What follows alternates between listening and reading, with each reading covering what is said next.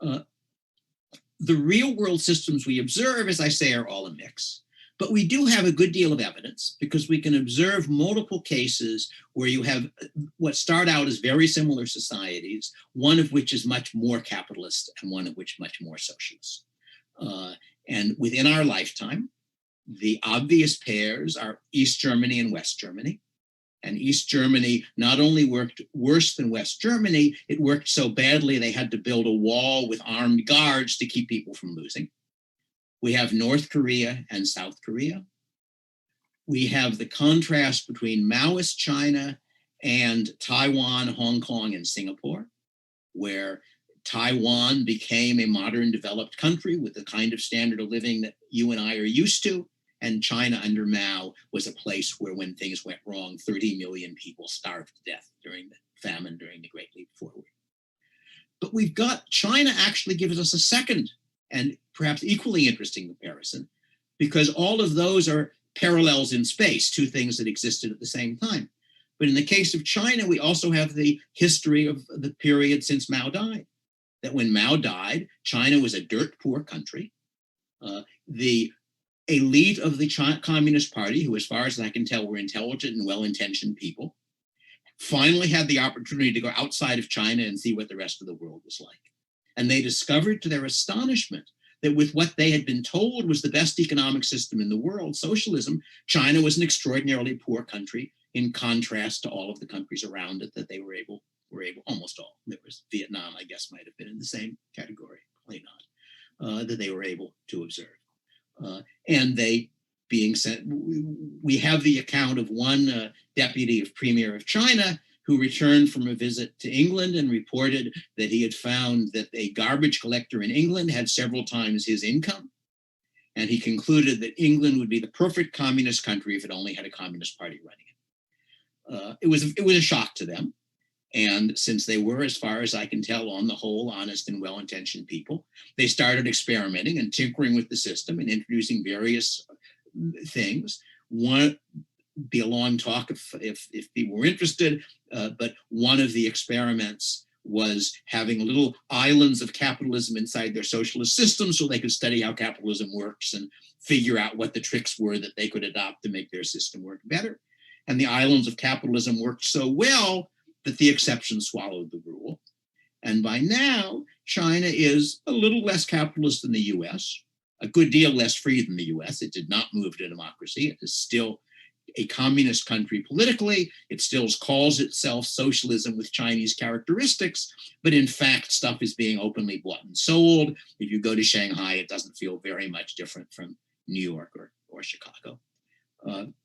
So I think those experiments show us in a pretty striking fashion that the more capitalist systems work a whole lot better than the more socialist system.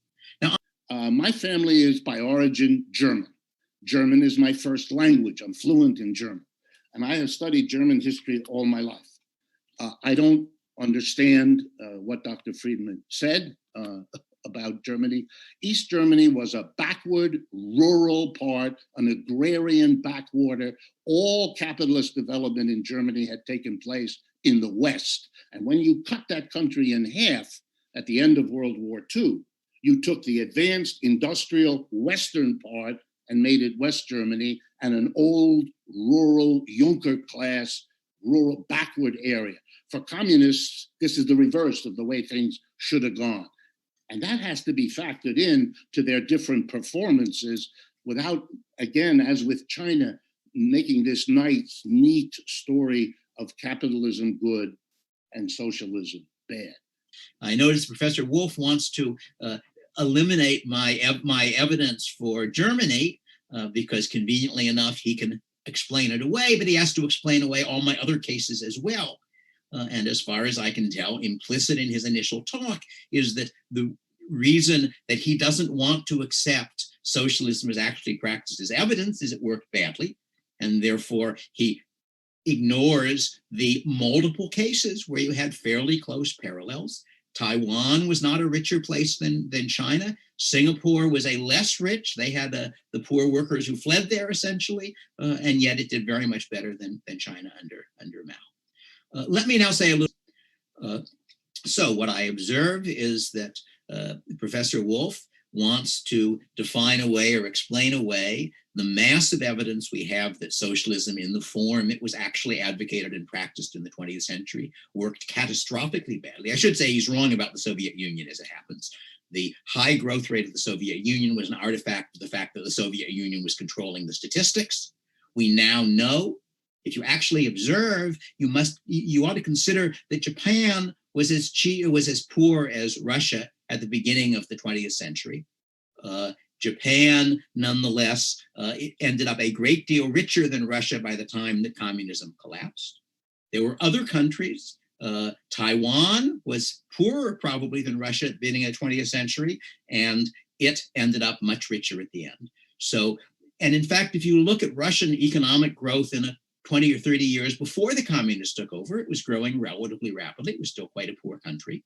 But the idea that the Soviet economic growth was enormous, maybe you made the mistake of reading Samuelson's textbook. As you may know, Samuelson, for edition after edition, claimed the Soviet Union was outgrowing the US about 2 to 1. Edition after edition, he had the date at which the lines would cross, at which the Soviet GNP would pass the US GNP. And edition after edition, that year crept steadily ahead at about the rate at which time was passing. Because in fact, the Soviet Union was not growing faster. Samuelson was mistaken. He was observing that the Soviet Union invested a larger fraction of its GNP and ignoring the fact that it matters how you invest things, whether in things that actually work or don't work. And then again, this remarkable, it didn't work well. There's no universal standard of what works well. You have yours, I have mine.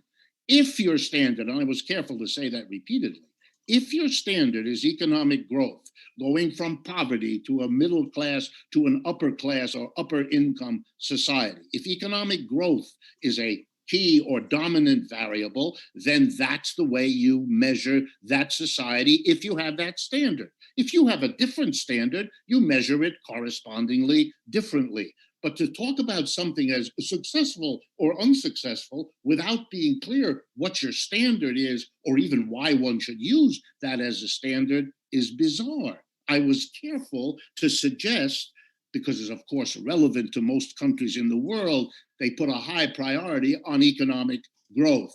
And the Soviet Union and the People's Republic of China remain the two outstanding examples of rapid economic growth over the last century. You can diddle around with the statistics. For the last 25 years, I have every year read about how China's statistics are unreliable. Okay, I used to be a statistician. All statistics are unreliable. I'm sure theirs are unreliable too. But in fact, over time, with enough observations, you begin to get a sense of whether they were completely made up, whether they were exaggerated, which is the best you can do.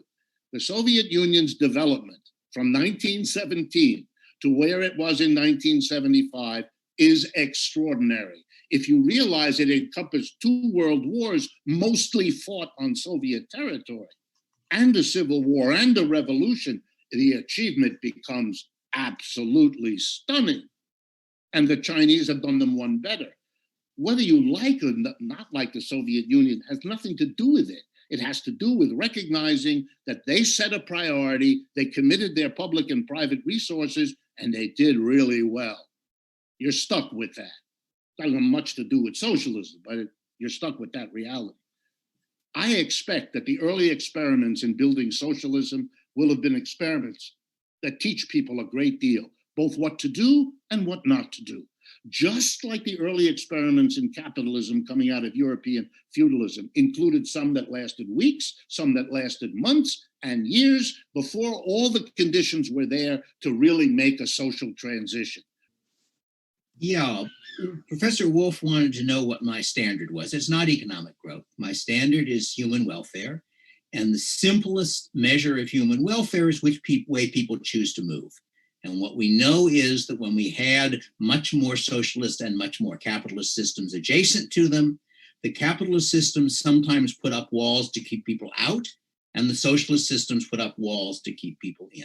That's a very simple measure. Similarly, I agree that statistics are often very hard to evaluate. And in the case of the Soviet Union, it eventually collapsed. And the simple measure for all of these systems is to look at the beginning point and the end point and see how they changed. And we know that at the point when the Soviet Union collapsed, it was much poorer than Japan, which had started out at a roughly similar level. It was something of a shock when the Japanese won the Battle of Tsushima Straits because everybody knew that Russia was stronger. That was at the beginning of the century. We know that at the point when China stopped being socialist, was still the same dirt poor it had been when it started being socialist, that China's economic growth occurred after it started moving away from socialism, and it has been very successful. But of course, it was catching up. It had the advantage that having done everything wrong for a number of decades, it now could learn a whole lot of better ways of doing things, that if you chose to do things badly enough, your growth rate would be very, very high when you stopped doing it. I spent my time studying the Chinese economies.